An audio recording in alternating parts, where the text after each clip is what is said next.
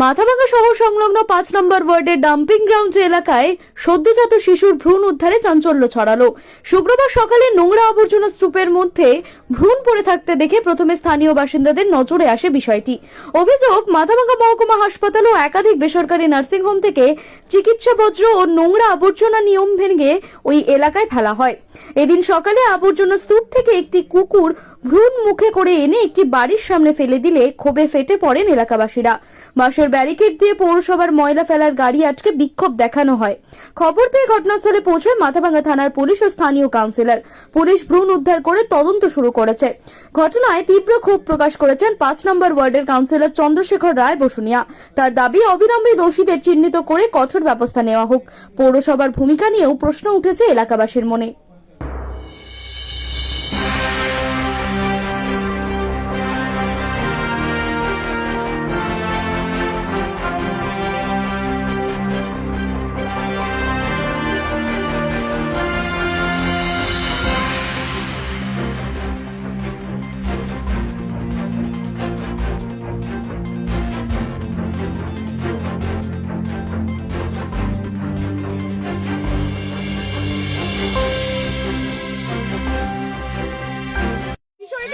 বাচ্চা ফেলেছে, তুমি তো দেখলাই। হ্যাঁ, এখানে যে মানুষ থাকে, বাচ্চা কাচ্চা থাকে, এখানে মাছি পড়তেছে, ওইটার মধ্যে মাছিগুলো আবার ভাতে ভাতে পড়তেছে, আমরা খাবো, তাহলে আমাদের অসুখ বিসুখ হবে না?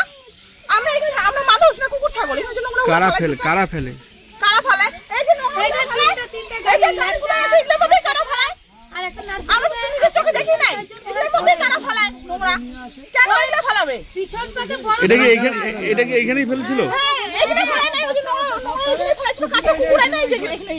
তো আজকে আপনারা এখানে কি করলেন? এই যে আমরা আটক করে আছি, নোংরা ফেলেছে দিব না আজকে। কি নাম আপনার?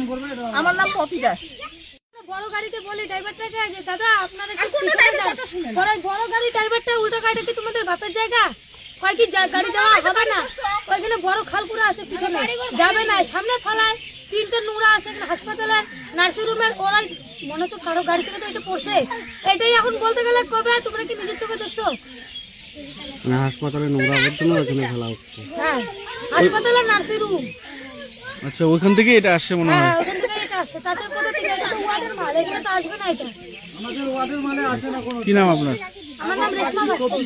প্রথমত হচ্ছে পাবলিকের যে ক্ষোভটা রয়েছে এর সাথে আমিও সহমত। এটা যদি আমার বাড়ি বা আপনাদের বাড়ির এরিয়ার পাশে হতো তাহলে এই রাগ হওয়াটা স্বাভাবিক ব্যাপার। কারণ এটা যদিও ডাম্পিং গ্রাউন্ড, যদিও এটা আমাদের পৌরসভা থেকে সরানোর ব্যবস্থা চলছে, কিন্তু তার মধ্যেও যেখানে আমাদের কর্মীরা রয়েছে এবং সেই সাথে যারা মাথাভাঙ্গা হাসপাতাল থেকে আসুক বা কোনো নার্সিংহোম থেকে আসুক, যেখান থেকে এটা এসেছে, তো তাদেরও অনেক সজাগ হওয়া উচিত ছিল যে এই একটা আনম্যাচুরেট বেবিকে সেটাকে আরও ডিসপোজাল করা উচিত ছিল, করিয়ে তারপর পাঠানো উচিত ছিল। এখানে নোংরা ফেলানোর পরে এবার যেটা যার বাড়ির সামনে আসুক বা যেখানেই আসুক, এখান থেকে মাছি বসছে বা আরও অন্যান্য থেকে এখানে রোগের একটা ব্যাপার আছে। তো সেই জায়গার থেকে আমি চাবো যে মাথাভাঙ্গা সদর হাসপাতাল এবং যেসব নার্সিংহোমরা রয়েছে তারা তাদের দায়িত্বটা সঠিকভাবে পালন করুন, এবং যার জন্য আজকে এটা বিশ্ব দূষণ, সেই সাথে একটা হৃদয় বিদারকী ব্যাপার, দেখতেও খারাপ লাগছে, আপনারা নিজেরাও জানেন। তো সেখানে আমার মনে হয় মাথাভাঙ্গা হাসপাতালে আরও সজাগ হওয়া উচিত ছিল। যদি মাথাভাঙ্গা হাসপাতাল থেকে নোংরাটা এসে থাকে, আমাদের আরও দায়িত্ব সহকারে জিনিসগুলো প্যাকেজিং করে তারপর এখানে পাঠানো উচিত ছিল।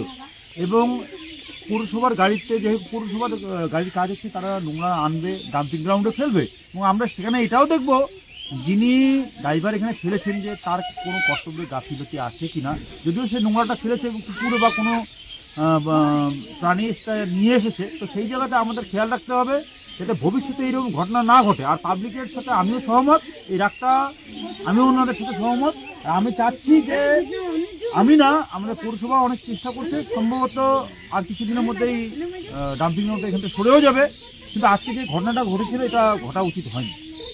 স্থানীয়রা এখন আটক করে রেখেছে, ফেলতে দেবে না, এখন কি করবেন? দেখুন, স্থানীয়দের জায়গায় আমিও থাকলে, আমি যদি আজকে কাউন্সিলর না হতাম, তাহলে আমিও বা আপনিও সাংবাদিক, আপনিও এই জায়গাতে ঠিক এইভাবেই পদ অবরোধটা করতেন।